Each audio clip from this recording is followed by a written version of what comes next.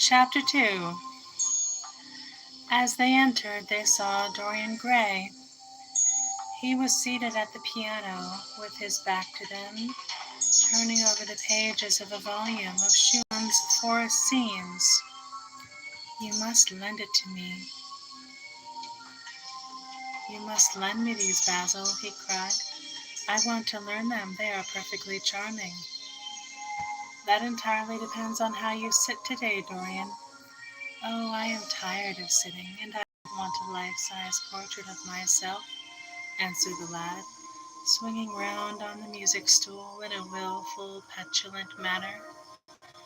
When he caught sight of Lord Henry, a faint blush colored his cheeks for a moment, and he started up. "I beg your pardon, Basil, but I didn't know you had anyone with you." "This is Lord Henry Wotton, Dorian, an old Oxford friend of mine. I have just been telling him what a capital sitter you were, and now you have spoiled everything." "You have not spoiled my pleasure in meeting you, Mr. Gray," said Lord Henry, stepping forward and extending his hand. "My aunt has often spoken to me about you. You are one of her favorites, and I'm afraid one of her victims also." "I am in Lady Agatha's black books at present," answered Dorian, with a funny look of penitence. "I promised to go to a club in Whitechapel with her last Tuesday, and I really forgot all about it. We were to have played a duet together. 3 duets, I believe. I don't know what she will say. I am far too frightened to call." "Oh, I will make peace with your aunt. She is quite devoted to you, and I don't think it really matters about their not being there. The audience probably thought it was a duet. When Aunt Agatha sits down to the piano, she makes quite enough noise for 2 people." "That's very hard to her, and not very nice to me," answered Dorian, laughing. Lord Henry looked at him. Yes, he was certainly wonderfully handsome, with his finely curved scarlet lips, his frank blue eyes, his crisp gold hair. There was something in his face that made you trust him at once. All the candor of youth was there, as well as all youth's passionate purity. One felt that he had kept himself unspotted from the world. No wonder Basil Hallward worshipped him. "You are too charming to go in for philanthropy, Mr. Gray, far too charming." And Lord Henry flung himself down on the divan and opened his cigarette case. The painter had been busy mixing his colors and getting his brushes ready. He was looking worried, and when he heard Lord Henry's last remark, he glanced at him, hesitated for a moment, and then said, "Harry, I want to finish this picture today. Would you think it awfully rude of me if I asked you to go away?" Lord Henry smiled and looked at Dorian Gray. "Am I to go, Mr. Gray?" he asked. "Oh, please don't, Lord Henry. I see that Basil is in one of his sulky moods, and I can't bear him when he sulks. Besides, I want you to tell me why I should not go in for philanthropy." "I don't know that I shall tell you that, Mr. Gray. It is so tedious a subject that one would have to talk seriously about it. But I certainly shall not run away now that you have asked me to stop. You don't really mind, Basil, do you? You have often told me that you liked your sitters to have someone to chat to." Hallward bit his lip. "If Dorian wishes it, of course you must stay. Dorian's whims are laws too, except himself." Lord Henry took up his hat and gloves. "You are very pressing, Basil, but I am afraid I must go. I have promised to meet a man at the Orleans. Good-bye, Mr. Gray. Come and see me some afternoon in Curzon Street. I am nearly always home at 5 o'clock. Write to me when you are coming. I should be sorry to miss you." Basil, cried Dorian Gray, if Lord Henry Wotton goes, I shall go too. You never open your lips while you are painting, and it is horribly dull standing on a platform and trying to look pleasant. Ask him to stay. I insist upon it. Stay, Harry, to oblige Dorian, and to oblige me, said Hallward, gazing intently at his picture. It is quite true, I never talk when I am working, and never listen either, and it must be dreadfully tedious for my unfortunate sitters. I beg you to stay. But what about my man at the Orleans? The painter laughed. I don't think there will be any difficulty about that. Sit down again, Harry. And now, Dorian, get up on the platform and don't move about too much, or pay any attention to what Lord Henry says. He has a very bad influence over all his friends, with the single exception of myself. Dorian Gray stepped up on the dais, with the air of a young Greek martyr, and made a little moue of discontent to Lord Henry, to whom he had rather taken a fancy. He was so unlike Basil, they made a delightful contrast, and he had such a beautiful voice. After a few moments he said to him, have you really a very bad influence, Lord Henry? As bad as Basil says? There is no such thing as a good influence, Mr. Gray. All influence is immoral. Immoral from the scientific point of view. Why? Because to influence a person is to give him one's own soul. He does not think his natural thoughts or burn with his natural passions. His virtues are not real to him. His sins, if there are such things as sins, are borrowed.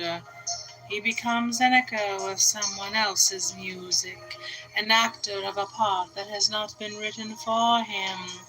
The aim of life is self-development.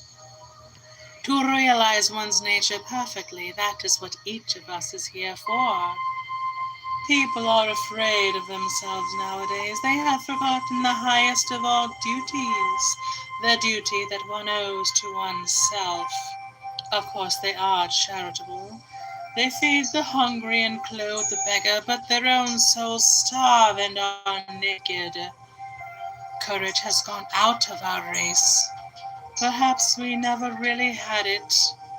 The terror of society, which is the basis of morals, the terror of God, which is the secret of religion, these are the two things that govern us, and yet... Just turn your head a little more to the right, Dorian, like a good boy, said the painter, deep in his work, and conscious only that a look had come into the lad's face that he had never seen there before. And yet, continued Lord Henry in his low musical voice, and with that graceful wave of the hand that was always so characteristic of him, and that he had even in his Eton days, I believe that if one man were to live out his life fully and completely, were to give form to every feeling, expression to every thought, reality to every dream, I believe that the world would gain such a fresh impulse of joy that we would forget all the maladies of medievalism and return to the Hellenic ideal, to something finer, richer than the Hellenic ideal it may be. But the bravest man among us is afraid of himself. The mutilation of the savage has its tragic survival in the self-denial that mars our lives. We are punished for our refusals. Every impulse that we strive to strangle broods in the mind and poisons us. The body sins once and has done with its sin, for action is a mode of purification. Nothing remains then but the recollection of a pleasure or the luxury of regret. The only way to get rid of a temptation is to yield to it. Resist it, and your soul grows sick with longing for the things it has forbidden to itself, with desire for what its monstrous laws have made monstrous and unlawful. It has been said that great events of the world take place in the brain. It is in the brain and the brain only that the great sins of the world take place also. You, Mr. Gray, you yourself, with your rose-red youth and your rose-white boyhood, you have had passions that have made you afraid, thoughts that have filled you with terror, daydreams and sleeping dreams whose mere memory might stain your cheek with shame. Stop, faltered good boy Dorian Gray. Stop, you bewilder me. I don't know what to say. There is some answer to you, but I cannot find it. Don't speak. Let me think, or rather, let me try not to think. For nearly 10 minutes he stood there motionless, with parted lips and eyes strangely bright. He was dimly conscious that entirely fresh influences were at work within him, yet they seemed to him to have come really from himself. The few words that Basil's friend had said to him, words spoken by chance no doubt, and with will for paradox in them, had touched some secret chord that had never been touched before, but that he felt was now vibrating and throbbing to curious pulses. Music had stirred him like that. Music had troubled him many times, but music was not articulate. It was not a new world, but rather another chaos that it created in us. Words, mere words, how terrible they were, how clear and vivid and cruel. One could not escape from them, and yet what a subtle magic there was in them. They seemed to be able to give a plastic form to formless things, and to have a music of their own, as sweet as that of viol or of lute. Mere words.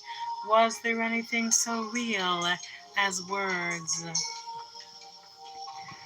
Yes, there had been things in his boyhood that he had not understood. He understood them now.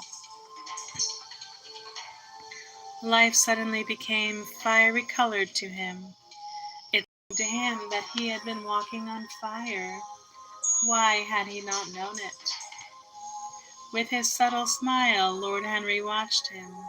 He knew the precise psychological moment when to say nothing. He felt intensely interested. He was amazed at the sudden impression that his words had produced, and remembering a book that he had read when he was 16, a book which had revealed to him much that he had not known before, he wondered whether Dorian Gray was passing through a similar experience. He had nearly shot an arrow into the air. Had it hit the mark? How fascinating the lad was! Hallward painted away with that marvelous bold touch of his, that had the true refinement and perfect delicacy that in art, at any rate, comes only from strength. He was unconscious of the silence. Basil, I am tired of standing, cried Dorian Gray suddenly. I must go out and sit in the garden. The air is stifling here. My dear fellow, I am so sorry. When I am painting, I can't think of anything else. But you never sat better. You were perfectly still, and I have caught the effect I wanted, the half-parted lips and the bright look in the eyes. I don't know what Harry has been saying to you, but he has certainly made you have the most wonderful expression. I suppose he has been paying you compliments. You mustn't believe a word that he says. He certainly has not been paying me compliments. Perhaps That is the reason I don't believe anything he has told me. You know you believe it all. You know you believe it all, said Lord Henry, looking at him with his dreamy, languorous eyes. I will go out to the garden with you. It is horribly hot in the studio. Basil, let us have something iced to drink, something with strawberries in it. Certainly, Harry, just touch the bell, and when Parker comes I will tell him what you want.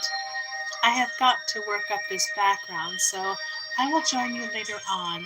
Don't keep Dorian too long. I have never been in better form for painting than I am today. This is going to be my masterpiece. It is my masterpiece as it stands. Lord Henry went out to the garden and found Dorian Gray burying his face in the great cool lilac blossoms, feverishly drinking in their perfume as if it had been wine. He came close to him and put his hand upon his shoulder. You are quite right to do that, he murmured. Nothing can cure the soul but the senses, just as nothing can cure the senses but the soul. The lad started and drew back. He was bareheaded, and the leaves had tossed his rebellious curls and tangled all their gilded threads. There was fear in his eyes, such as people have when they are suddenly awakened. His finely chiseled nostrils quivered, and some hidden nerve shook the scarlet of his lips and left them trembling.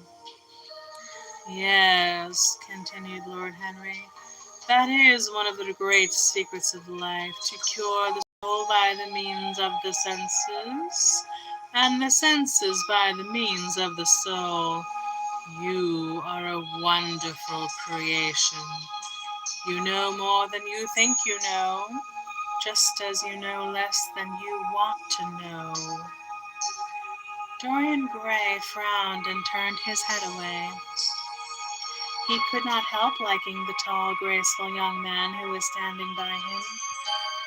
His romantic, olive-colored face and worn expression interested him. There was something in his low, languid voice that was absolutely fascinating. His cool, white, flower-like hands even had a curious charm. They moved as he spoke like music, and seemed to have a language of their own, but he felt afraid of him, and ashamed of being afraid.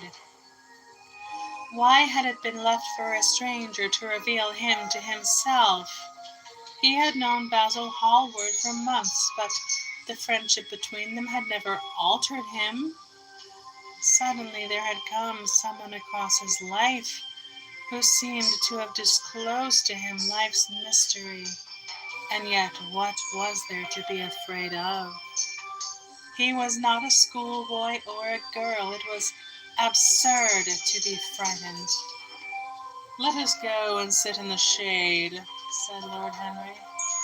Parker has brought out the drinks, and if you stay any longer in this glare, you will be quite spoiled, and Basil will never paint you again. You really must not allow yourself to become sunburnt. It would be unbecoming. What can it matter? Cried Dorian Gray, laughing, as he sat down on the seat at the end of the garden. It should matter everything to you, Mr. Gray. Why? Because you have the most marvelous youth, and youth is the one thing worth having. I don't feel that, Lord Henry. No, you don't feel it now.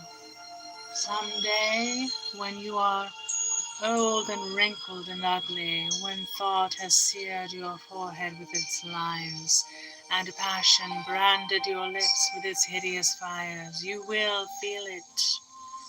You will feel it terribly. Now, wherever you go, you charm the world. Will it always be so? You have a wonderfully beautiful face, Mr. Gray. Don't frown. You have, and beauty is a form of genius, is higher indeed than genius, as it needs no explanation.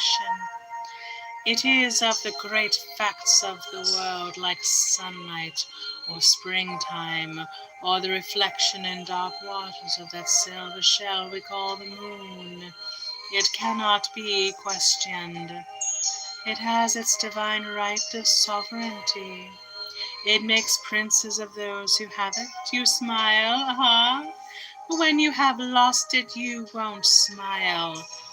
People say sometimes that beauty is only superficial. That may be so, but at least it is not so superficial as thought is. To me, beauty is the wonder of wonders.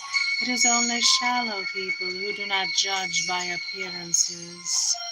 The true mystery of the world is the visible, not the invisible.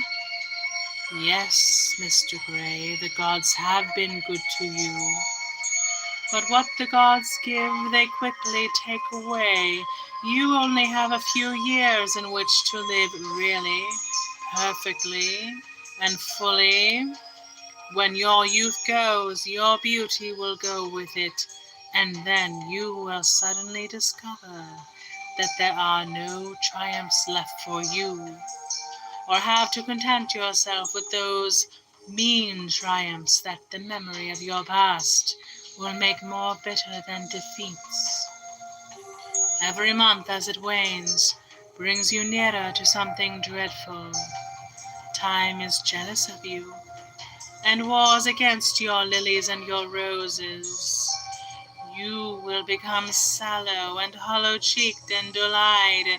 You will suffer horribly.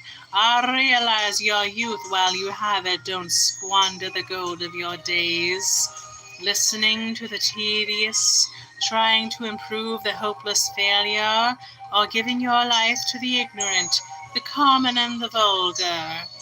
These are the sickly aims, the false ideals of our age. Live the wonderful life that is in you. Let nothing be lost upon you. Be always searching for new sensations. Be afraid of nothing.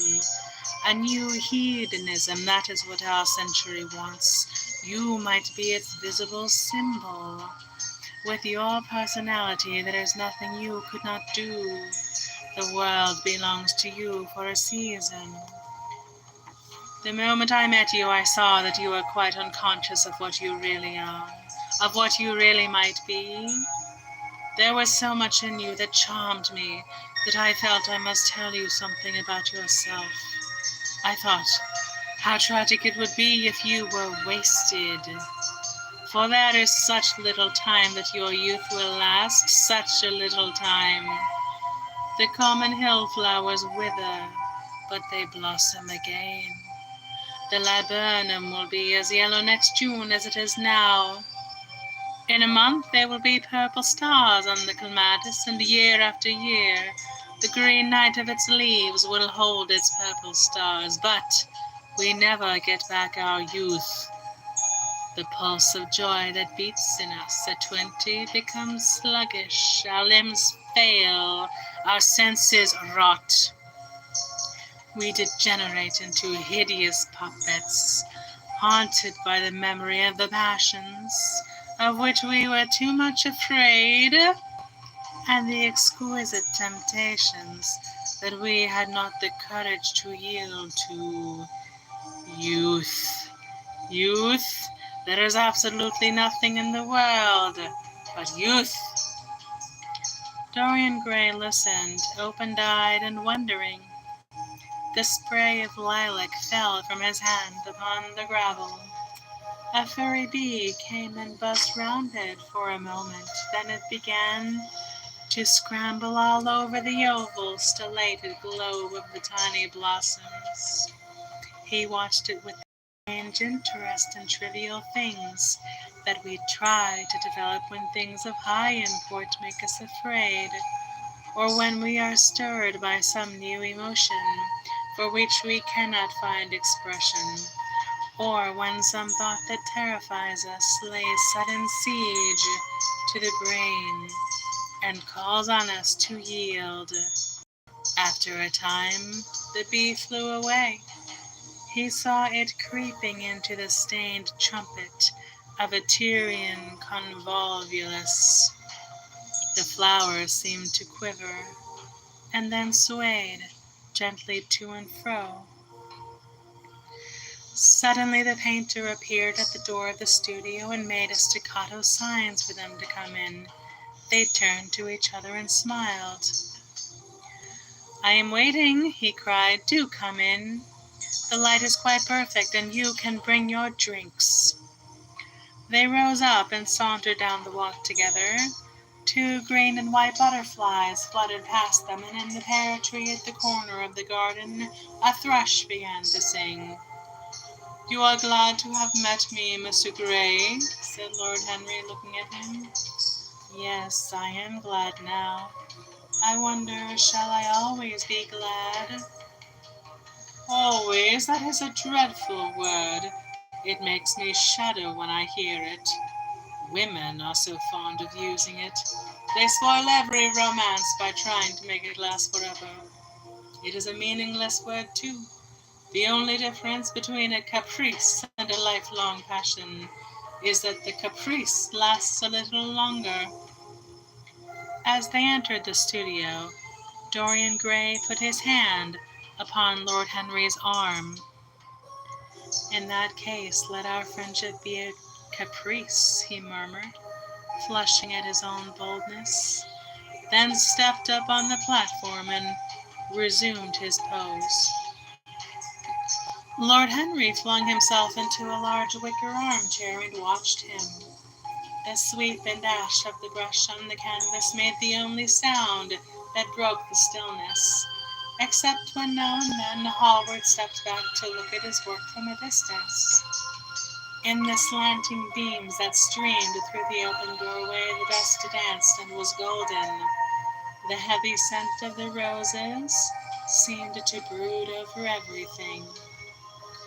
After about a quarter of an hour, Hallward stopped painting, looked for a long time at Dorian Gray, and then for a long time at the picture, biting the end of one of his huge brushes and frowning.